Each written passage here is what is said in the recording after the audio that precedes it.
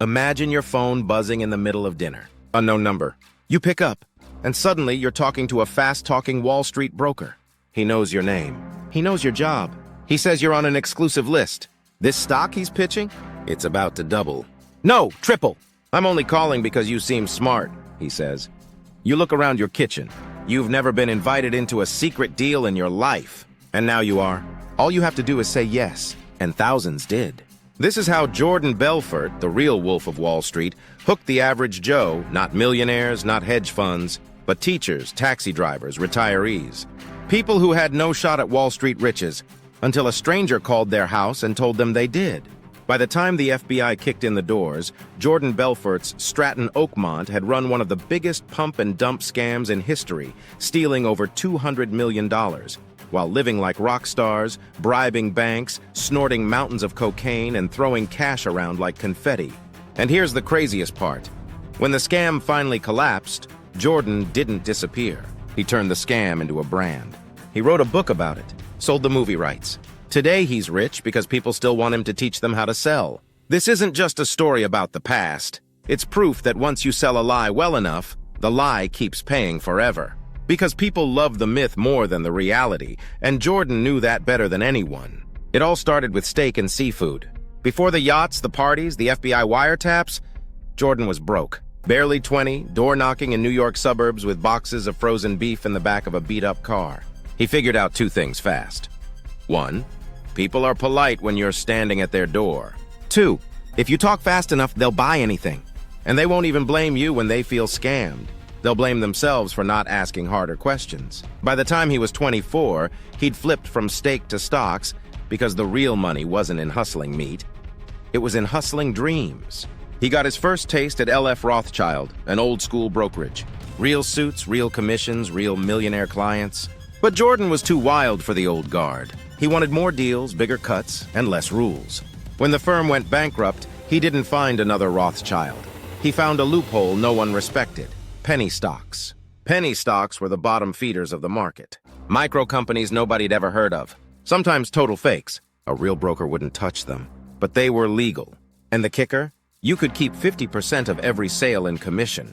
So if Jordan got you to drop $10,000 on a shady penny stock, he pocketed $5 grand instantly. No risk for him.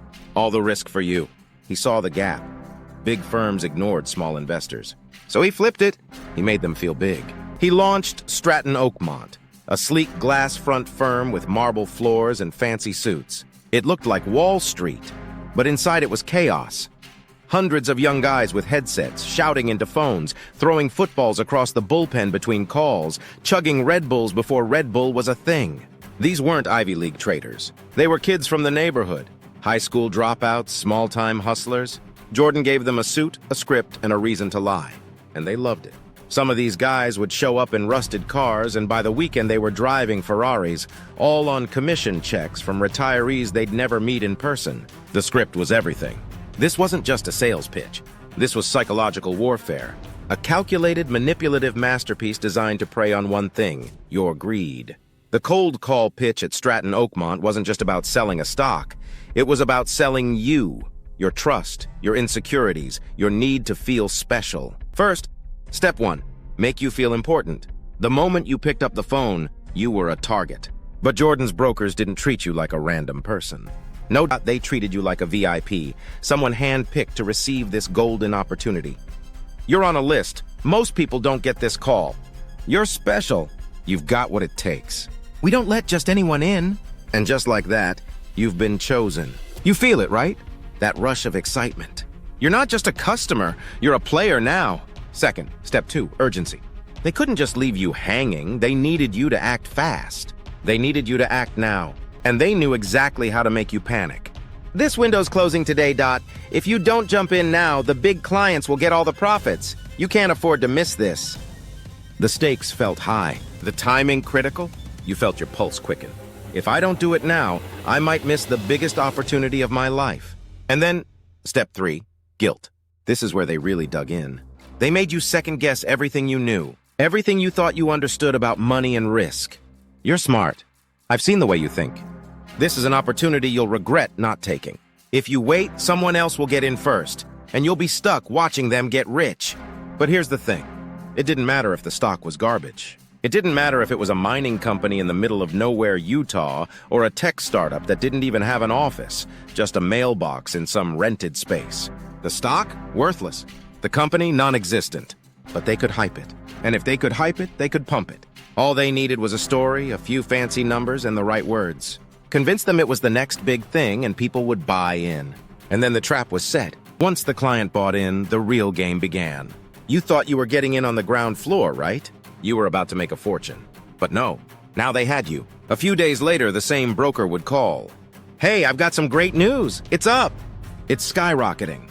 We're making money. But if you want to cash out, we need to move fast. Let's double down, take this to the next level. Suddenly, you were too deep. You'd already put in your money, and the hype was too loud to ignore. Double down. The words sounded good. It felt like the smart play. And just like that, you're in deeper. You add more. And then it happens. The stock price goes up for a minute. And now, everyone's excited. It's exactly what the brokers wanted, a flash of success. The high. But just as quick as it goes up, it comes crashing down. Price spikes, they dump their shares. You're left holding the bag. The stock tanks. But it gets worse. By now, you're locked in. You've bought more. You've trusted their word. The moment you decide to sell, that broker who made you feel so special, suddenly they're unreachable. They're gone. Maybe they're on vacation. Maybe they forgot to tell you that the stock was about to crash. Or maybe they just don't care anymore because they've already cashed out. You call, you're panicking. You want out, but the stock's already gone. The brokers are gone. You're stuck. And the worst part? You're the one left holding the worthless stock while they've moved on to the next victim. And all those smart decisions you made, they were based on nothing but lies. The entire thing was a setup from the beginning.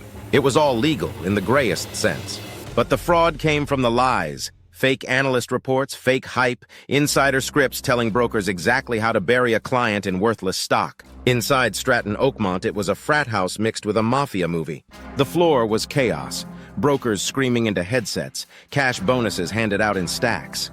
If you hit a quota, Jordan gave you a Rolex, or drugs, or a hooker, or a bag of cash in a duffel bag. They hosted weekly parties that make today's YouTuber scandals look like a sleepover. They hired private jets full of sex workers. They flew entire crews to Vegas and Miami on a whim. One Christmas, they spent over $1 million on just the party favors. Jordan bragged about his daily routine.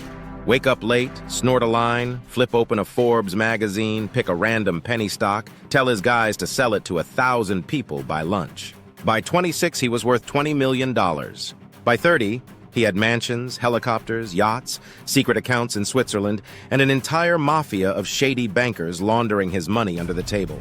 When the SEC asked where the money was, Jordan would smirk and say, "Show me the law I broke." But here's the twist. Jordan wanted more. He didn't just want to scam random penny stocks, he wanted real IPOs. So he started manufacturing companies. Take a real small business, say a tiny shoe company in New Jersey. Go public with Stratton Oakmont's hype machine. Buy all the shares. Inflate the price on the phones. Dump it on unsuspecting clients. Walk away with millions while the company crashed in flames. It worked. Over and over. He made up to $12 million a week at peak.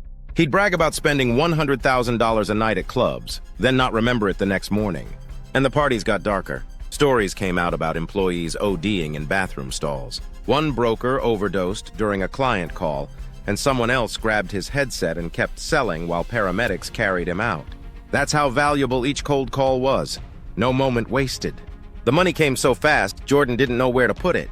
So he hid it in suitcases, flew cash overseas taped to couriers, bribed Swiss bankers to keep their mouths shut.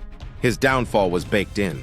The FBI had been building a case for years, but Stratton Oakmont's lawyers were smart. They played the gray area. Every time the feds raided, Jordan bragged he'd buy his way out again. But he didn't count on his own guys flipping. One broker, Danny Porush, his right-hand man, panicked when the feds showed him the tapes.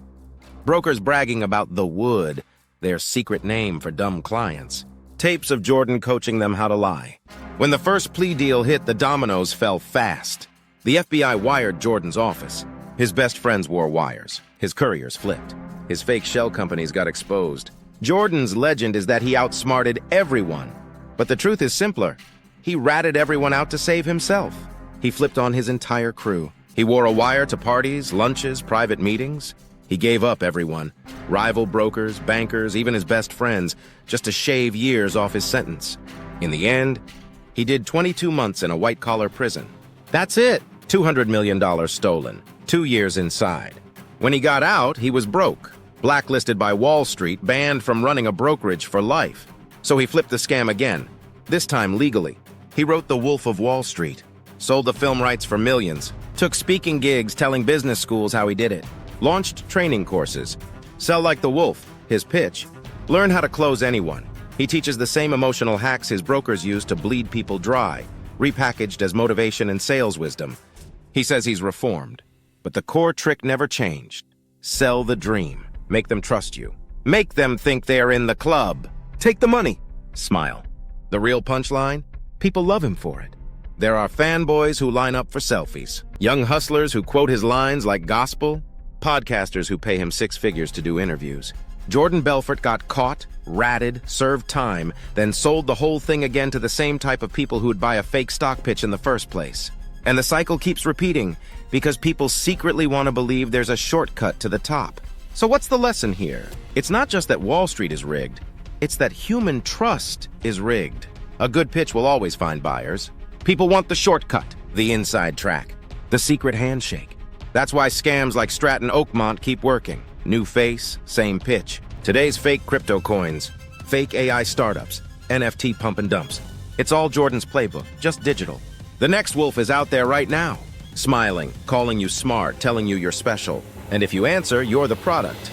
This is Midnight Watch. Subscribe if you're into real stories that show what people do when greed is unlimited and trust is for sale.